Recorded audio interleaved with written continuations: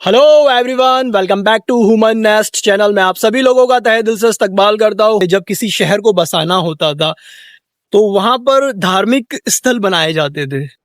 किसी भी मजहब से रिलेटेड आप बात करेंगे तो वहां पे या तो मॉस्क बना दी जाती थी या टेंपल बनाए जाते थे। तो आसपास का जो एरिया था वहां पर ऑलरेडी रहवाइश का और मार्केट ये सारी चीजें खुद ब खुद डेवलप हो जाती थी। लोग उस धार्मिक स्थल के आसपास बसना शुरू कर देते थे। ये उस दौर की बात कर रहा हूँ जब मैं राजा महाराजाओं का वक्त चलता था।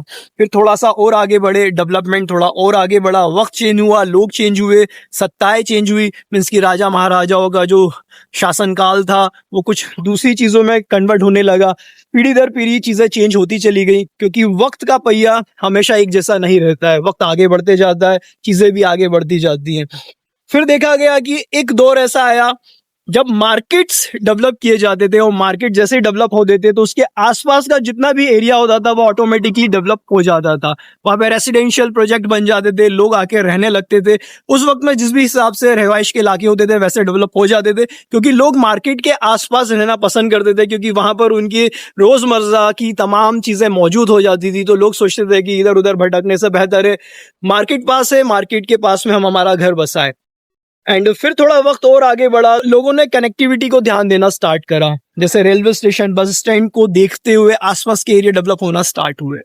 एंड लास्ट में जब सारी चीजें सेटल्ड हो गई थी फिर एक दौर आया कि लोग कनेक्टिविटी को ही ज्यादा तवज्जो दे रहे थे और रोड्स को देखते हुए कि लोग बसना शुरू करते थे।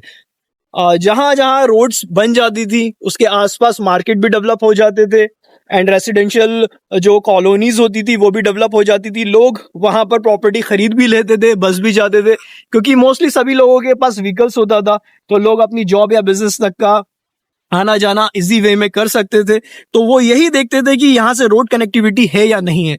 तो इसलिए सबसे पहले न्यू भोपाल को समझने के लिए हम यहाँ की रोड की कनेक्टिविटी को समझेंगे क्योंकि न्यू भोपाल के रोड बहुत ही खूबसूरत, हसीन और लाजवाब है।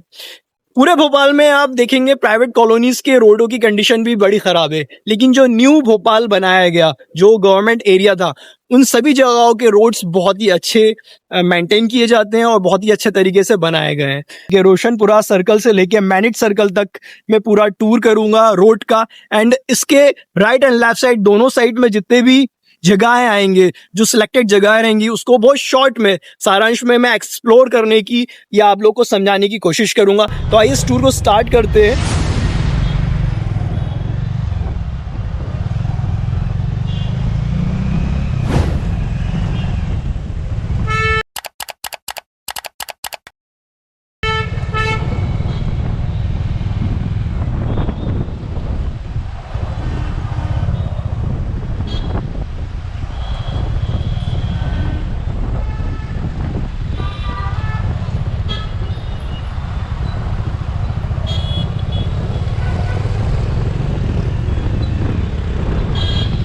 ये न्यू भोपाल का सबसे पहला, सबसे पुराना और सबसे बड़ा मार्केट है जिसको 1970 में बसाया गया था। टीटी नगर में मौजूद ये मार्केट न्यू भोपाल की जान है। इस मार्केट का न्यू भोपाल के डेवलपमेंट में बड़ा योगदान रहा है। नॉर्मल डेज में इस मार्केट का बिजनेस टर्नओवर 7 से 9 करोड़ तक का है और फेस्टिवल सीजन में 21 करोड़ तक का पर डे रेवेन्यू जनरेट हो जाता है। जिस रोड पर मैं चल रहा हूँ ये लिंक रोड है जो इस शहर के प्रमुख रोडों में से एक है जिससे न्यू सिटी से ओल्ड सिटी तक इजीली कनेक्ट हो जाते हैं। रोड के राइट साइड वाला सेक्शन न्यू मार्केट का है जहाँ छोटी बड़ी हर तरह की दुकानें आपको देखने के लिए मिलेंगी और लेफ्ट साइड वाला सेक्शन मालवीय नगर का कमर्शियल जोन है जिसमें सभी बड़े ब्रांड्स के शोरूम एंड आउटलेट्स ओपन है।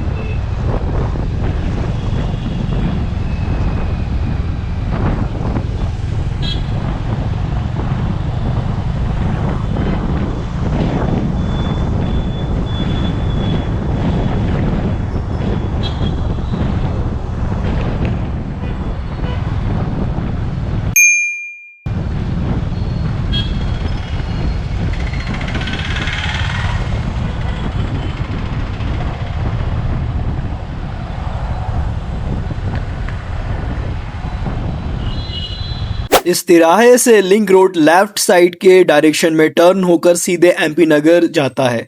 जैसे ही लेफ्ट साइड टर्न करेंगे मेजर नान के पेट्रोल पंप बना हुआ है और उसके अपोजिट में गैमन इंडिया के प्रोजेक्ट बने हैं और सिटी सीबीडी प्रोजेक्ट का पूरा सेक्शन है जो कि स्मार्ट सिटी का ही पार्ट है।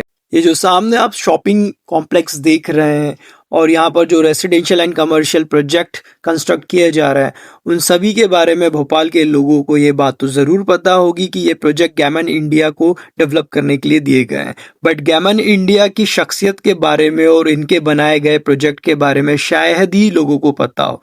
गेटवे ऑफ इंडिया, इंडिया का पहला thermal power station, Delhi metro, ये सभी प्रोजेक्ट गैमन इंडिया की देन है। गैमन इंडिया भारत की सबसे बड़ी सिविल कंपनियों में से एक है जिसको 1922 में स्टैब्लिश किया गया था। इसका हेडक्वार्टर मुंबई में मौजूद है। इस कंपनी की स्थापना जॉन सी गैमन ने की थी। Gammon India mall, Gammon building, Srishti CBD Bhopal, ये सभी रेसिडेंशियल एंड कमर्शियल प्रोजेक्ट इस पूरे सेक्शन में डेवलप किए जा रहे हैं।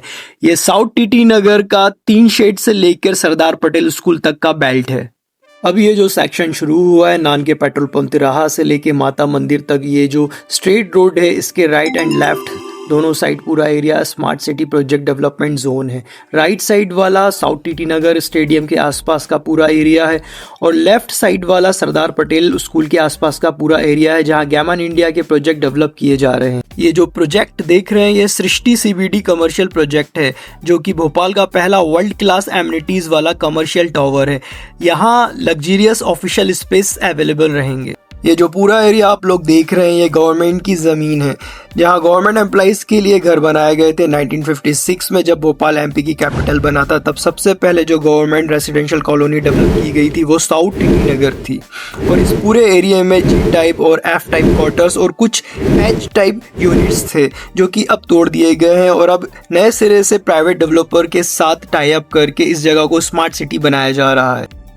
ये जो अंडर कंस्ट्रक्शन प्रोजेक्ट आप देख रहे हैं इसका नाम एसजी स्क्वायर है। ये एक प्लांट कमर्शियल टावर है जो कि 22 फ्लोर का प्रोजेक्ट है। ये 60 metre tall structure is part of ABD means area based development project in south TT Nagar, a key component of the smart city Bhopal initiative.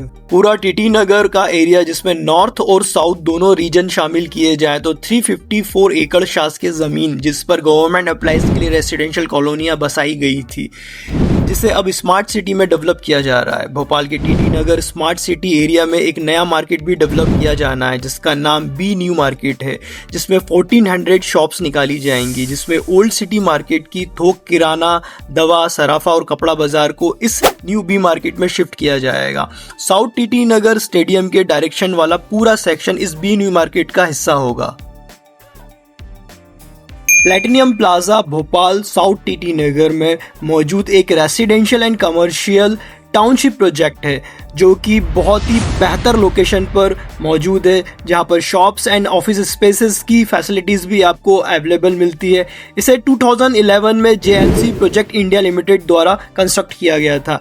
ये भोपाल का पहला टाउनशिप प्रोजेक्ट था जो एक लग्जरियस एमिनिटीज प्रोवाइड करता था। The building blend luxury and modern amenities making it A popular destination for those looking for a high quality life style.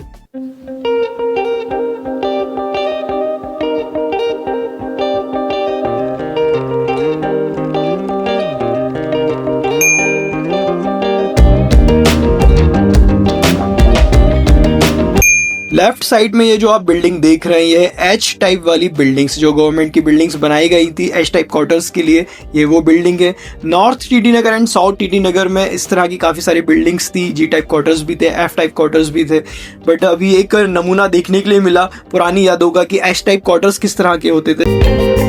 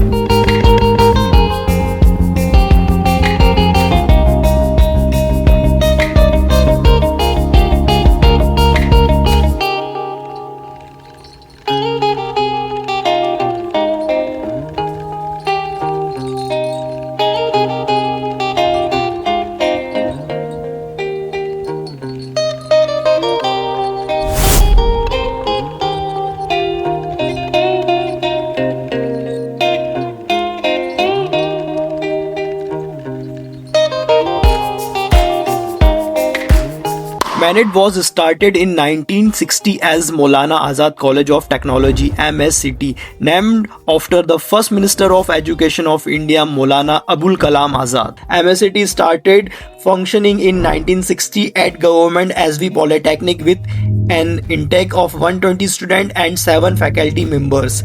It was one of the first out of 8 regional engineering colleges started during the second 5-year plan 1956 to 1960 in India, where the main focus was development of the public sector and rapid industrialization.